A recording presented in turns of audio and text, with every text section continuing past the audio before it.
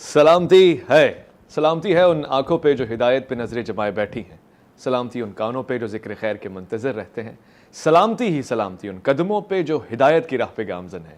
السلام علیکم ورحمۃ اللہ وبرکاتہ۔ تمام تعریفیں خدائے بزرگ برتر کے لیے جو وحدہ لا شریک ہے، نہ کوئی ثانی ہے نہ کوئی ہمسر ہے۔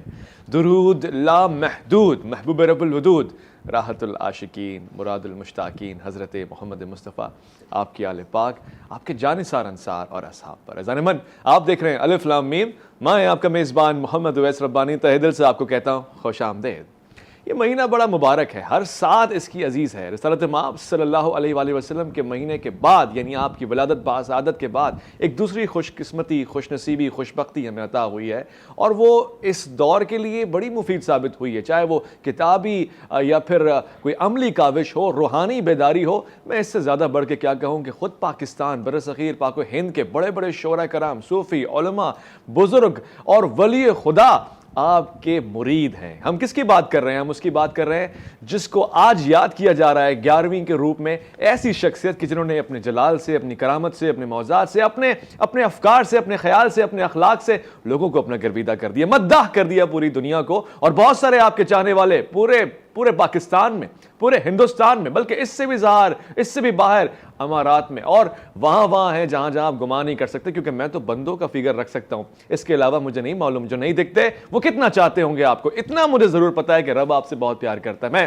ذکر کر رہا ہوں ذکر خیر جناب شیخ الورا، غوث الورا، حضرت شیخ عبدالقادر جیلانی رحمۃ اللہ علیہ کا۔ آج کا دن ان سے منسوب 11ویں کے حوالے سے گفتگو ہوگی، کیا ہے، کیوں ہے، ان کی شخصیت کے کیا نکھار ہے، تاریخ کے آئینے میں وہ کہاں پہ ہیں، کس مقام پر ہیں، ان سے ہم کیا سیکھ سکتے ہیں، انہوں نے ہمیں کیا تعلیمات دی ہیں، اور پھر وہ کیا فیض عام ہے جو جاری ہے، جس کا ذکر حق باؤ بھی کرتے ہیں ان کے مرید ہو کے، ان کے دیوانے ہو کے۔ میں خوش آمدید کہنا چاہتا ہوں آج کے پروگرام میں، تشریف فرمائیں، بہت ہی پیارے، اپنے گفتگو سے ایک اعجاز رکھتے ہیں، اور پھر اپنے افکار کا، اپنے علم کا بھرپور اظہار کرتے ہیں اپنے عمل کے ذریعے۔ مفتی اقبال نقشبندی، السلام علیکم ورحمۃ اللہ۔ السلام ورحمۃ اللہ وبرکاتہ۔ کیسے مزاج ہے؟ الحمدللہ اللہ احسان، بہت کرم۔ حضرت موجود ہیں، اور میں آپ کی اجازت سے آج گفتگو کا آغاز ہی ایک پیارے کلام سے کرنا چاہتا ہوں کہ جس کا ہم ذکر کر رہے ہیں، آج پہلے اس کو خراج تحسین پیش کریں، سلام پیش کریں۔ آج ہماری محبتوں، عقیدتوں کے ذریعے ان تک یہ بات جائے کہ ہم آپ کے بہت پیارے چاہنے والے ہیں، اور ہم یقین دلاتے ہیں کہ آپ کے احکامات پہ عمل کریں گے۔ ایک پیاری آواز، بین الاقوامی شہرت یافتہ، ملک بھر میں پاکستان کا نام روشن کرتے ہیں، مگر مدح نبی ہیں، نعت خواں ہیں، اس حوالے سے پہچانے جاتے ہیں، حافظ گوہر رانا صاحب۔ میں آپ سے گزارش کرتا ہوں کہ آج ایک پیاری سی منقبت فرمائیں، پیش کریں، کلام ہدیہ ہو، اس کے بعد ہم گفتگو کا آغاز کریں۔ سرکار غوث اعظم نظر کرم خدا را، میرا خالق سا بھر دو، میں فقیر ہوں تمہارا۔ سرکار غوث اعظم نظر کرم خدا را، جھولی کو میری بھر دو ورنہ۔ ماندہ جلی پہ ہمارا سلام، بغداد کے ولی پہ ہمارا سلام۔ مفتی اقبال نقشبندی صاحب، تاریخ میں ایک طالب علم کی حیثیت سے جاننا چاہتا ہوں، کون ہیں آپ، کیا شخصیت ہے آپ کی، کیا کمالات ہیں آپ کے، کس حوالے سے ہم آپ کو جانتے ہیں؟ حضرت شیخ عبدالقادر جیلانی رحمۃ اللہ علیہ۔ نحمدہ ونصلی علی رسولہ الکریم، اما بعد، فاعوذ باللہ السمیع العلیم من الشیطان الرجیم، بسم اللہ الرحمن الرحیم۔ فاذکرونی اذکرکم واشکروا لی ولا تکفرون، صدق اللہ العظیم۔ درود و سلام امام الانبیاء، تاجدار کائنات، فخر آدم، بنی آدم، احمد مجتبیٰ، حبیب کبریا، رسول اللہ صلی اللہ علیہ وسلم کی ہر اداؤں پر درود و سلام، حضور کے اصحاب پر درود و سلام، رسول اللہ کی آل پر درود و سلام، حضور کے ہر غلام پر درود و سلام، حضور کے حضرت کال بلال پر درود و سلام۔ درود و سلام کے بعد محمد اویس ربانی صاحب، آپ کو خراج تحسین پیش کروں گا کہ خوبصورت یہ پروگرام سرکار غوث اعظم کی بارگاہ میں جو نذران عقیدت پیش کرنا ہے، خراج تحسین پیش کرنا ہے۔ سرکار غوث اعظم میرے تعارف کے محتاج نہیں، میری خوش نصیبی ہے کہ سلطان الاولیاء شیخ المشائخ کا ذکر خیر ہم آج آپ کے چینل میں بیٹھ کے کر رہے ہیں، یہ ہماری خوش نصیبی کیا بات ہے۔ حضور غوث اعظم سیدنا شیخ عبد القادر جیلانی جو سب سے بڑا اعزاز ہے کہ وہ سید زادے ہیں، حسنی حسینی سید ہیں، کیا بات ہے، جن کو صوفیہ کرام اپنی زبان کے اندر نجیب الطرفین کہتے عجیب ہیں، اتر یعنی دونوں طرف یعنی دونوں طرف سے وہ سید زادے ہیں۔ امام حسن کے خاندان کے بھی چشم و چراغ ہیں اور امام حسین کے خاندان کے بھی چشم و چراغ ہیں۔ والد بھی اللہ نے خوبصورت دیا ہے، اپنے وقت کا کتب الابدال، اور ادھر نانا حضرت عبداللہ سومی ملے ہیں تو وہ بھی اپنے وقت کے کتب الابدال ہیں۔ واہ، میں اس ساری تمہید سے پہلے ایک بات عرض کرنا چاہتا ہوں، شریعت ربانی صاحب ایک درخت ہے، شریعت ایک درخت ہے، ٹھیک، تو اسی طرح شریعت، طریقت، معرفت اور حقیقت، جب ہم اس درخت کو پہچان لیتے ہیں تو ولایت کی یہ ساری قسمیں جو ہیں ہماری سمجھ میں آ جاتی ہیں۔ صحیح ہے، ہم شریعت کو درخت اس لیے کہتے ہیں کہ شریعت اگر درخت ہے تو طریقت جو ہے اس کی ٹہنی ہے، اچھا، پھر اس کے بعد جو درجہ آتا ہے معرفت کا۔ اب معرفت جو ہے وہ پتے ہیں اچھا، اس شریعت کے درخت کے، اصل وہ درخت ہے، صحیح ہے، کیونکہ شریعت کے بغیر ہر چیز کا کوئی وجود نہیں ہے، کوئی چیز بنتی نہیں ہے۔ پہلے ہم شریعت کو مانیں گے، جب شریعت کو مانتے ہیں طریقت بھی اسی میں آتی ہے، معرفت بھی اسی میں آتی ہے، پھر پتوں کے بعد پھر باری آتی ہے پھل کی۔ صحیح ہے، پھل جو نام ہے وہ ہے حقیقت کا۔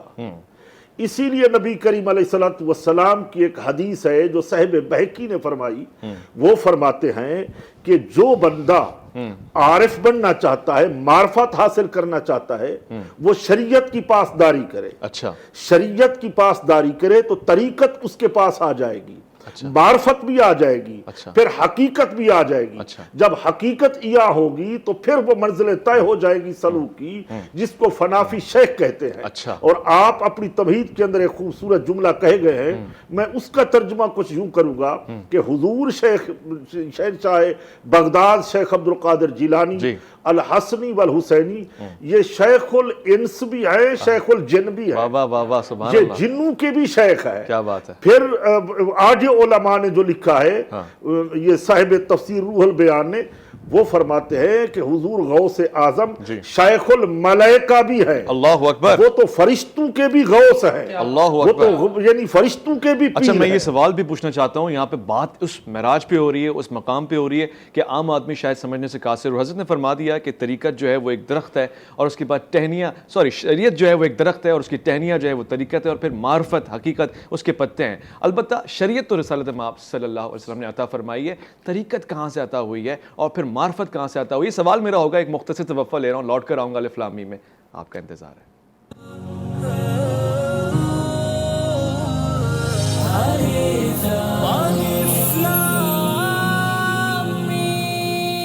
خوش آمدید، الف لام میم میں گفتگو ہو رہی ہے ایک ایسی شخصیت کے حوالے سے کہ سارا عالم ان کا دیوانہ نظر آتا ہے، اپنے افکار سے، اپنے اعمال سے۔ سب سے اچھی بات یہ کہ لوگوں میں محبتیں بانٹی ہیں، اتفاق کا بیج بویا ہے، اور آج اس کا رنگ آپ دیکھتے ہیں، مختلف گھروں میں، مساجد میں، محافل میں ذکر ہوتا ہے، اس حوالے سے تقاریب بھی کی جاتی ہیں، 11ویں شریف کا انعقاد کیا جاتا ہے۔ میں آج حضرت کی موجودگی سے بھرپور استفادہ کرتے ہوئے یہ جاننا چاہوں گا حضرت، یہ 11ویں ہے کیا؟ کوئی نمبر، کوئی عدد، کوئی خاص سیلیبریشن کی وجہ 11 ہی کیوں، اور اس کے پیچھے کیا سیاق و سباق ہے؟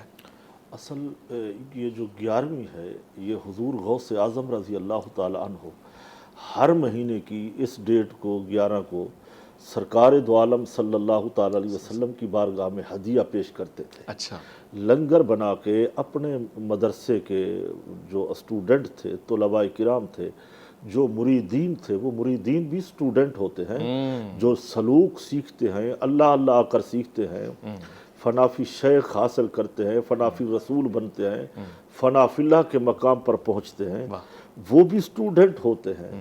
وہ سالک جو سلوک سیکھنے والے ہوتے ہیں، وہ وہاں آ کے قیام کرتے، چلہ کشی کرتے، یہ سلوک کی منزلیں کرتے۔ تو حضور غوث اعظم خود ایک عالم ربانی تھے، واہ سبحان اللہ، بے شک، بہت بڑے جید اور مستند عالم دین تھے، कई सौ उनके उस्ताद है हुजूर गौसे आजम के, और फिक्र के अंदर उनका ताल्लुक वो इमाम अहमद बिन हम्बल से है। जब वो करते रहे तो दिल में ख्याल आया कि मैं इमाम अहमद बिन हम्बल का मुकल्लिद हूँ, तो क्यों ना हो कि मैं इमाम आजम अबू हनीफा का मुकल्लिद बन जाऊँ। इतने बड़े इमाम हैं ये फिक्र के। तो ये ख्याल था और वो तब्दील करना चाहते थे। तो आलम रोया के अंदर हुजूर इमाम अहमद बिन हम्बल तशरीफ लाए। अच्छा। फरमाया कि इमाम आजम के दामन रहमत में तो लाखों वली छुपे हुए हैं। ख्वाजा गरीब नवाज जैसे, हुजूर दाता अली हजवेरी जैसे, वो इमाम आजम के मुकल्लिद हैं। मेरे पास तो तुम सिर्फ अकेले वो आप ही तो हैं हुजूर गौसे आजम। तो सरकार गौसे पाक फरमाते हैं मैं बस इस बात की वजह से रुक गया। तो आगे भी एक जुमला कहा, अगर आप इजाजत दें तो मैं वो भी पेश करूं। तो इमाम अहमद बिन हम्बल ने कहा कि मेरे पास तो अब्दुल कादिर जिलानी है, कल क़यामत के दिन अगर मेरा रब मुझसे पूछेगा कि क्या लाए हो, क्या नेकियां हैं, तो मैं आपको पकड़ के अल्लाह की बारगाह में पेश कर दूंगा कि मेरी फिक्र के मुकल्लिद ये शेख अब्दुल कादिर जिलानी जैसे जनाब नैयर आजम थे। इतने अल्लाह के वली कामिल जो एक रात में 1000 रकात नमाज नफल पढ़ते और एक रात में एक कुरान पाक खत्म करते और रोजे रखते। तो इतने ये बड़े वली कामिल हैं। तो बात हो रही है 11वीं शरीफ की। हर 11 की तारीख को सबको जमा कर लेते कि आज का जो खाना होगा वो मेरे पास होगा, और ये खाने की निस्बत जो है वो नबी करीम अलैहिस्सलातु वस्सलाम की तरफ है। फिर बाद में जब उनका विसाल हुआ हुजूर गौसे पाक का, 91 साल की 91 उम्र गुजारी है। इतनी अल्लाह रब्बुल इज़्ज़त ने उनको उम्र लंबी बख्शी थी। उसके बाद उनके सजादा नशीं उनके बेटों ने, साहिबजादों ने इसी सिलसिले को जारी रखा। फर्क ये हो गया कि पहले तो वो नबी करीम अलैहिस्सलातु वस्सलाम के नाम की होती थी, अब उन्होंने इसी में शामिल हुजूर गौसे आजम को भी शामिल कर लिया। अच्छा। अब उसके बाद चलते चलते पाक व हिंद, बर्रे सगीर, अरब, जब इधर उधर ये चीजें फैल गई तो उन्होंने इसको निस्बत यूं दी कि ये 11वीं शरीफ है बड़े पीर की। इसकी असल जो हकीकत है वो ईसाले सवाब है। बाकी जो लोगों ने खुराफात इसमें शामिल किया है उसका ताल्लुक न शरीयत से है, न तरीकत से है, न मार्फत से है, न हकीकत से है। अच्छा। बाकी जो चीजें कुछ लोगों ने, अब ये होता है 11वीं शरीफ की असल जो है वो ईसाले सवाब है, खाना बना लिया, मनकबत पेश कर ली। उस जमाने में तो ये चीजें नहीं थी। मगर ये है कि अब ये 11वीं मुस्तहब है। अच्छा। वाजिब फर्ज नहीं है कि हम नहीं करेंगे तो गुनहगार है। मुस्तहब यूं है कि हम करेंगे तो इसका अज्र सवाब हमें मिलेगा और हम अपनी मोहब्बत का भी इजहार करेंगे। आला हजरत ने भी किया, अल्लाह के रसूल सल्लल्लाहु अलैहि वसल्लम की वहां बारगाह में जाके अर्ज करते या रसूल अल्लाह तेरी सरकार में लाता है रजा उसको शफी, जो मेरा गौस है लाडला बेटा तेरा। अल्लाह हुजूर मैं तो सलाम आपकी बारगाह में पेश करना चाहता हूँ, मैं कुछ दुआ करना चाहता हूँ, मगर इससे कबल मैं वास्ता और वसीला हुजूर आपके लाडले बेटे का पेश करना चाहता हूँ। यानी हमारे गौस आजम रसूलुल्लाह सल्लल्लाहु अलैहि वसल्लम के लाडले बेटे हैं। जो बात इधर उधर से कामयाबी से ना हमकिनार हो रही हो रब्बानी साहब, वहां हुजूर गौसे पाक का वास्ता और वसीला दिया जाए तो यकीनन वो बारगाह रसूल में वो बात वहाँ कबूल हो जाती है। तो एक सवाल है, बहुत आजाना सवाल है, क्योंकि मैं मार्फत की उस सीढ़ियों पे चढ़ना चाहता हूँ और आप जैसी शख्सियत सामने बैठी हुई है। कुरान तो कह रहा है कि रसूलुल्लाह का कोई बेटा है ही नहीं, माँ का ना। अब तो फिर हम इस निस्बत को कैसे साबित करेंगे? वो भी जो अहले बैत में से है, मगर बेटा कैसे साबित करेंगे? मेरे आका सल्लल्लाहु अलैहि वसल्लम ने खुद फरमाया है कि ये हसन हुसैन मेरे बेटे हैं। तो कुरान भी कह रहा है कि इन्ना आतैना कल कौसर, हमने आपको खैर कसीर अता किया है। खैर कसीर का एक मानी तो ये हौज़े कौसर है, और एक खैर कसीर का मानी जो उलमा लेते हैं वो आप सल्लल्लाहु अलैहि वसल्लम की औलाद है जो पूरी दुनिया के अंदर फैली है। दूसरी बात और आखिरी बात ये है रब्बानी साहब, आपके सवाल का जवाब बड़े आसान है। हर की जो औलाद चली है वो बेटों से चली है। मेरे नबी का मौजज़ा ये है कि मेरे रसूल की नस्ल बेटी से चली है, यानी फातिमा ज़हरा से चली है। तो जो बेटी की औलाद हो वो भी बेटे ही कहलाते हैं, वो नवासे भी बेटे होते हैं। इसलिए कि हुजूर गौसे आजम हसनी हुसैनी सैयद हैं और लाडले हैं मेरे आका सल्लल्लाहु ताला अलैहि वसल्लम के, रसूल खुदा। इन्होंने दीन का बहुत बड़ा काम किया है। डाकू, चोर, रहजन جو بھی آئے وہ بارگاہ غوثیت کے اندر آئے، چور بھی آئے تو ولی کامل بن گئے، ڈاکو رہزن آئے تو توبہ ہو گئی۔ اور اس مقابلے کا جو اس زمانے کا جو مقابلہ تھا، ایک دہریہ فرقہ تھا، اس کے ساتھ تھا، اس پہ آپ کا بہت بڑا کام ہے۔ تو اس لیے معرفت اور حقیقت اسی گھرانے کی خاصیت ہے۔ معرفت اور حقیقت ملتی بھی یہی ہے، اسی در سے ملتی ہے، یہاں کا تبرک ہے معرفت اور حقیقت۔ اسی در سے حضرت ایک سوال پوچھنا چاہتا ہوں، اسی گفتگو کو تسلسل کے ساتھ دوام کے ساتھ جاری رکھتے ہوئے آپ نے فرمایا کہ آپ رسالت مآب صلی اللہ علیہ وآلہ وسلم کے نام سے نیاز کیا کرتے تھے، لوگوں کو کھانا کھلایا کرتے تھے، اس کے بعد فذکرونی اذکرکم، میرے حبیب کا ذکر ہو رہا ہے تو پھر تمہارا ذکر بھی ہے، آپ کے نام سے نیاز ہو رہی ہے۔ مگر ہم تو یہ سنتے ہیں کہ نیاز تو صرف اللہ کے نام کی ہوتی ہے، صرف اللہ کے نام کا کھانا کھلایا جا سکتا ہے، تو پھر حضرت کے نام کا یا پھر نبی پاک کے نام کا کھانا کیسے ہو سکتا ہے؟ ماشاءاللہ، بہت شکریہ، اللہ تعالیٰ سلامت رکھے ربانی صاحب آپ کو، بڑے خوبصورت سوال ہے۔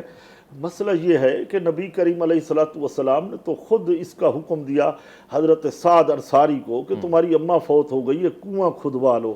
تو کیا یہ نیاد نہیں تھی؟ کنواں کھودا گیا اور اس کا نام بھی حضور نے خود رکھا، ہذہ لأم سعد، یہ کنواں سعد کی ماں کا ہے، یہ کنواں سعد کی ماں کا ہے۔ حضرت عمر بن شعیب حضور کی بارگاہ میں، مشکات شریف کی حدیث ہے، باب الوصایا کے اندر موجود ہے، عرض کی یا رسول اللہ میرا ابا فوت ہو گیا ہے، ہم مال تقسیم کر رہے ہیں، میں نے یہ فیصلہ کیا ہے میرا جو مال ہوگا وہ سارے کا سارا میں صدقہ خیرات نیاز کروں گا، اپنے ابا کی روح کو ایصال ثواب کروں گا، شرط یہ ہے کہ اگر آپ حکم دیں۔ تو حضور نے فرمایا انہ لو کان مؤمنا فاتقتم عنہ او تصدقتم عنہ او حججتم عنہ فبلغہ ذلک، تم اپنے مرنے والوں کے لیے جو کوئی صدقات کرتے ہو، خیرات کرتے ہو، نظر و نیاز کرتے ہو، حج و عمرہ کرتے ہو، فرمایا اگر وہ فوت ہونے والا مومن ہے، صالح ہے، فبلغہ ذلک، میں محمد صلی اللہ علیہ وسلم خود ضامن ہوں کہ اس کا اجر و ثواب اس کو فائدہ دیتا ہے، اس کا ثواب اسے پہنچتا ہے۔ تو شریعت کے اندر کہیں منع نہیں کیا گیا کہ نظر و نیاز نہ کرو۔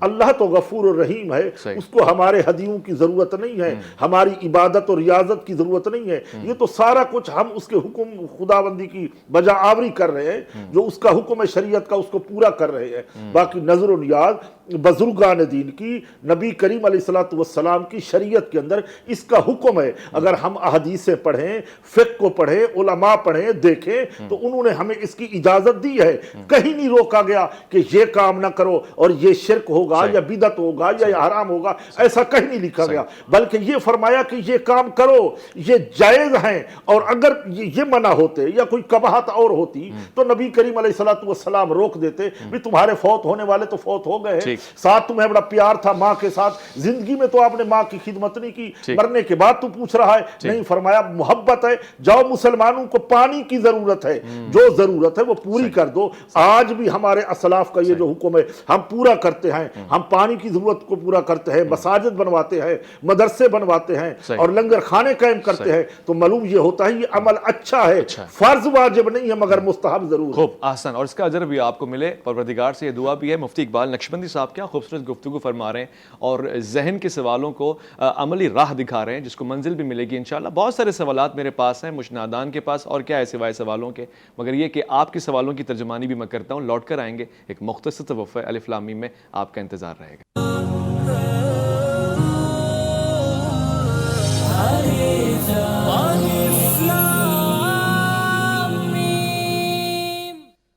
واہ کیا جود و کرم ہے شہ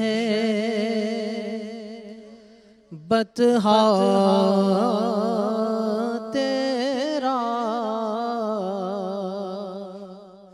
واہ کیا جود و کرم ہے شہ بطحا تیرا، نہیں سنتا ہی نہیں مانگنے والا تیرا، تیرے ٹکڑوں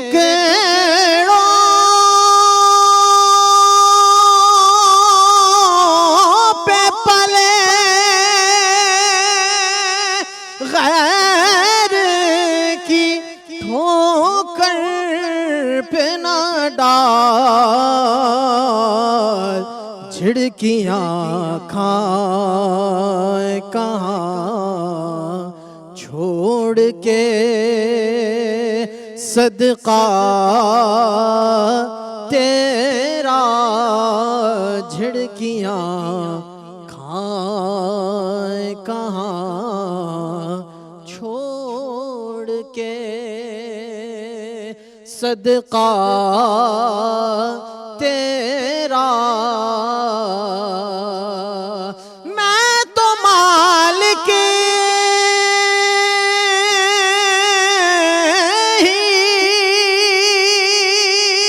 کہوں گا کہ ہو مالک کے حبیب، میں تو مالک ہی کہوں گا کہ ہو مالک کے حبیب، یعنی محبوب و محب میں نہیں میرا تیرا، یعنی محبوب تیری سرکار میں لاتا ہے رضا اس کو شفیع، جو میرا غوث ہے اور لاڈلا بیٹا تیرا، جو میرا غوث ہے اور لاڈلا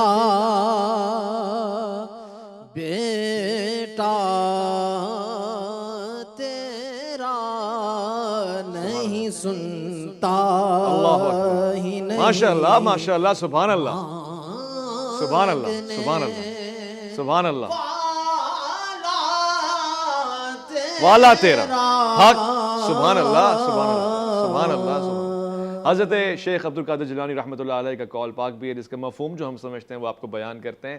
کیا خوبصورت بیان فرماتے ہیں، کہتے ہیں کہ اس کو بھی دو جو مستحق ہے اور اس کو بھی نہ دو جو مستحق نہیں ہے، مانگ رہا ہے نا سائل ہے، وَأَمَّا السَّائِلَ فَلَا تَنْهَرْ، دیو اس کو، کیونکہ ہم اس سے وہ بھی مانگتے ہیں جس کے حقدار ہیں، مگر وہ بھی دیتا ہے جس کے ہم حقدار نہیں ہیں۔ اللہ رب العزت سے یہ بات سیکھنے والی ہے، یہ نور خدا ہے جو ہمیں عطا کرنا ہے آگے بھی، کیونکہ ہم کہاں کے لائق اور اہل قرار پائیں گے۔ میں مفتی صاحب سے سوال پوچھنا چاہتا ہوں، پروگرام اتنا خاص چل رہا ہے، آج کا پروگرام خراج تحسین پیش کر رہا ہے شیخ عبدالقادر جیلانی رحمۃ اللہ علیہ کو، بہت سے لوگ جیلانی کہتے ہیں، گیلانی کہتے ہیں، یہ بھی فرق ہے۔ البتہ آپ کی شخصیت سے جو ہمیں سیکھنے کو ملتا ہے مختصراً آج کے دور میں وہ کیا ہے؟ ہم کیوں آپ کو غوث کہتے ہیں؟ کس طرح سے آپ ہماری مدد فرماتے ہیں؟ یہ کوئی علمی مدد ہے یا کوئی مالی مدد ہے، مالدار بنا دیتے ہیں، یا پھر کوئی اور جسمانی مدد ہے؟ آخر ہے کیا؟ دیکھیے ربانی صاحب، مدد کا ذکر تو ہمیں احادیث میں ملتا ہے، قرآن میں ملتا ہے۔ حضرت عیسیٰ علیہ السلام اپنے حواریوں سے مدد کا کہہ رہے تھے، وہاں پہ ہم استدلال کرتے ہیں نا قرآن سے، اور اسی طرح احادیث کے اندر ہے کہ جب تم کہیں راستہ بھول جاؤ تو وہاں پکارو عینون یا عباد اللہ، اے اللہ کے بندو میری مدد کرو۔ تو حضور غوث اعظم رضی اللہ تعالیٰ عنہ نے ہر کسی کی مدد، مسلمانوں کی بھی نان مسلمانوں کی بھی مدد فرمائی ہے۔ غوث کے معنی بھی یہی ہے، فریاد کو سننے والا، مدد کرنے والا۔ تو دنیا نے، علماء نے، مشائخ نے، حضرت مجدد الفسانی جیسے نیر اعظم نے، اعلی حضرت امام احمد رضا جیسے، شیخ شہاب الدین سہروردی جیسے، حضرت بہاولحق زکریا ملتانی جیسے بزرگوں نے حضور غوث اعظم کو غوث اعظم کہا۔ حضرت سلطان الہند عطا رسول خواجہ غریب نواز نے حضور غوث اعظم کو غوث اعظم پیران پیر کہا، اور فرمایا کہ حضور آپ کا قدم تو اولیاء کرام کی گردنوں پر ہے، مگر میرا نظریہ اور عقیدہ یہ ہے کہ آپ کا قدم میری آنکھوں کے اوپر ہے۔ سر کی آنکھوں پہ حضور غوث پاک کا قدم آئے تو میں اپنے لیے باعث برکت سمجھتا ہوں، میں اپنے لیے فخر کرتا ہوں، سمجھتا ہوں۔ تو اتنے بڑے اولیاء اللہ بات ساری کھڑی ہے تقوی کی. جنہوں نے اسلام کی خدمت کی، شریعت کی پاسداری کی، وہ زندہ رہے بھی تو اللہ کی مخلوق کے محبوب بن رہے، دنیا سے چلے گئے. اتنا یاد کیا کہ فَاذْكُرُونِي أَذْكُرُكُمْ، تو میرا ذکر کرو میں تمہارا ذکر کروں گا.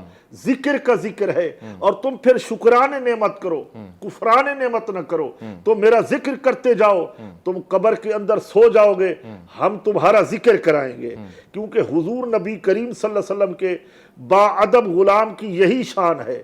کافر اور مومن میں فرق یہی ہے کہ کافر چلتا پھرتا کافر ہے، مر جائے پھر بھی کافر ہے. حضور کا غلام چلتا پھرتا بھی مومن ہے، وہ مر جائے قبر میں سو جائے تو پھر بھی زندہ ہے، پھر بھی زندہ ہے. یہی وجہ ہے کہ آج 800-900 سال گزر گئے.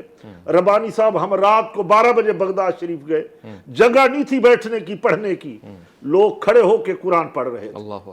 تو اللہ کے انوار کی بارش ہو رہی تھی. تو یہ سچے لوگ ہیں، اسی لیے قرآن نے فرمایا وَقُونُوا مَعَ الصَّادِقِينَ، سچوں کے ساتھ مل کے رہو، اگر چاہتے ہو تو ان کے ساتھ ملو. پھر فرمایا انعم اللہ علیہم من النبیین والصدیقین والشہداء والصالحین. یہی صالحین لوگ ہیں، یہی صدیق ہیں، یہی سچے جن پر اللہ نے انعام کیا ہے. تو انعام کی بارشیں ہو رہی ہیں. تو جب ہم مانگتے اہدنا الصراط المستقیم، یا اللہ ہم کو سیدھے راستے پر چلا دے، ہم کو سیدھے پر، حالانکہ میں اکیلا ہوتا ہوں مگر دعا یہ کروں ہم کو جو میرے دائیں بائیں ہیں، آگے پیچھے ہیں، جو مجھے نظر آتے ہیں یا نہیں آتے، سب کے لیے دعا کر رہا ہوں کہ ہم کو سیدھے راستے پر چلا دے. اور راستہ بھی ان کا جن پر تو نے انعام کیا ہے، جو انعام یافتہ ہیں. یعنی جو انعام یافتہ نہیں ہے، ہمیں ان کے راستے کی ضرورت نہیں ہے، وہ تو غیر المغضوب علیہم ولا الضالین والے لوگ ہیں. مگر انعام یافتہ صدیقین ہیں، انبیاء ہیں، شہداء ہے. تو عارف باللہ جو ہیں وہ سب سے پہلے انبیاء کرام ہوتے ہیں. بات چل رہی تھی معرفت کی، اس کے بعد نبوت کا دروازہ تمام ہو گیا، اب ولایت کا دروازہ قیامت تک کے لیے چلنا ہے. ٹھیک، میں آپ سے بھرپور استفادہ کر رہا ہوں. اور ظاہر ہے ایک ایسی شخصیت کے اوپر ایک پروگرام کافی نہیں ہے، دراصل پورے سیریز ہونی چاہیے، مہینہ بھرا ہونا چاہیے. اسی لیے تو ہم کہتے ہیں کہ ہمیں الف لام میم کرنے کے بعد افتخار محسوس ہوتا ہے، فخر محسوس ہوتا ہے. اور پروردگار کا بڑا کرم ہے کہ جہاں لوگ ویورشپ کے لیے ایسے کام کر رہے ہوتے ہیں جو کرنا ان کو زیب نہیں دیتا، ہم صرف علماء کے ساتھ گفتگو کرتے ہیں. اور جن کی گفتگو کرتے ہیں وہ جن کو اللہ رب العزت نے منتخب کیا ہے، پسندیدہ قرار دیا ہے، جو ہر دور میں کمال کا درجہ رکھتے ہیں. میں انتہائی شکر گزار ہوں مفتی اقبال نقشبندی صاحب آپ کا، حافظ گوہرانہ صاحب آپ کا. خواتین و حضرات اذان محترم آپ کا اپنا بہت خیال رکھیں گے، آپ اپنے سے بڑھ کے خیال رکھیں گے ملک پاکستان کا، اللہ کے فرمان کا. اللہ کی امان میں.